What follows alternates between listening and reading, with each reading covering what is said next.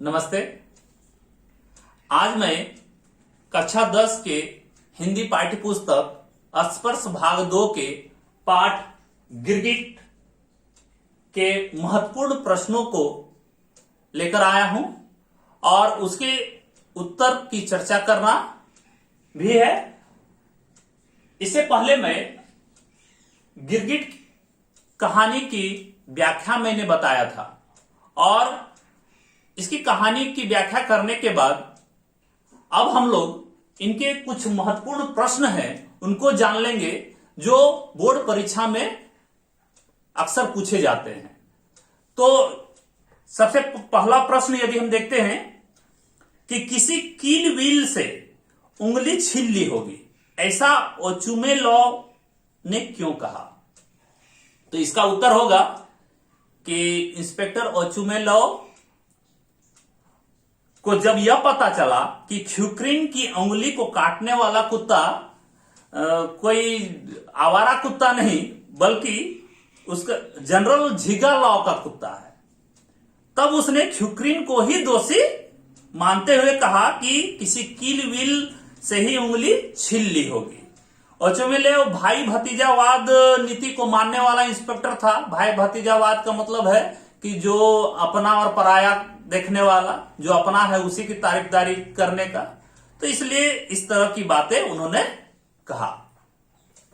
दूसरा प्रश्न है, ओचुमेलव के चरित्र की विशेषताओं को अपने शब्दों में लिखिए। उनके चरित्र की यानी इंस्पेक्टर साहब ओचुमेलव के। तो ओचुमेलव गिरगिट की तरह रंग बदलने वाला एक व्यक्ति था और इसका जो चरित्र था वो परिस्थिति और परिवेश के अनुसार अपना नियम और कानून बदलने वाला व्यक्ति था। वह भाई भतीजावाद की दृष्टि से कानून को देखता था, यानी जो अपना है तो दूसरा कानून, जो पराया है उसके लिए दूसरा कानून। इसलिए ख्युक्रिन की कुत्ते द्वारा उंगली काटने पर भी वह उसे सही न्याय नहीं दे पाया और इसके विपरीत जनरल साहब को खुश करने के लिए, उसकी चापलूसी करने के लिए उसके कुत्ते को ले जाने के लिए कहा और उसे कह भी दिया कि यह कुत्ता मैंने भेजवाया है। और वह हमेशा असमंजस की स्थिति में बना रहता था, इसलिए कानून की कसौटी पर वो कभी खरा नहीं उतरता था। उसका व्यक्तित्व अत्यंत पक्षपाती था, स्वार्थी था। वह अपने अधिकारों और कर्तव्यों का सही तरह से नहीं निभाता था और इसलिए आम आदमी के पक्ष में सही न्याय नहीं दिला पाता था। यह है दूसरे का उत्तर। अब अगला प्रश्न का उत्तर जानेंगे। तो अगला प्रश्न है, यह जानने के बाद कि कुत्ता जनरल साहब के भाई का है तो ओचुमेलव के विचारों में क्या परिवर्तन आया और क्यों? तो इसका उत्तर यही है कि जब ओचुमेलव को यह पता चला कि यह कुत्ता जो है वो जनरल साहब के भाई का है, तब उसने कुत्ते के पक्ष में अपनी चापलूसी दिखाने की कोशिश करने लगा और जो भद्दा डॉगी कर रहा था वह डॉगी बहुत सुंदर डॉगी में बदल गया। यानी उनका मानना था कि यह डॉगी बहुत ही सुंदर है। यह ख्युक्रिन जिसकी उंगली काटी थी उस पर वो काटे नहीं बल्कि वैसे झपट पड़ा है। उसने उसे खूबसूरत पिल्ला कहकर उन्होंने ख्युक्रिन को ठीक करने की धमकी भी दे दी कि तुम्हें ठीक करूंगा, तुम हर समय तुम बदमाशी करते रहते हो, तुम्हें जरूर ठीक, और धमकी देकर चला गया। तो इस प्रकार से यानी उसका व्यवहार जो है वो परिवर्तन हुआ। फिर अगला प्रश्न है, ख्युक्रिन का यह कथन कि मेरा एक भाई भी पुलिस में है समाज की किस वास्तविकता की ओर संकेत करता है?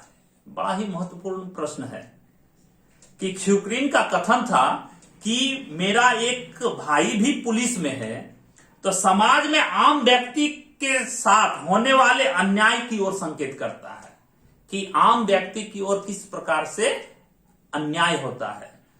वह स्वयं को न्याय दिलाना चाहता था ख्युक्रिन जो है स्वयं को न्याय दिलाना चाहता था, इसलिए अपने भाई के पुलिस में होने का हवाला देता है कि मेरा भाई भी पुलिस में है। और आज आम जनता को न्याय नहीं मिलता जब तक अपना दावा प्रस्तुत नहीं करता, अपने को भार नहीं महसूस होने देता, तो उसको क्या होता है कि न्याय नहीं दिलाता।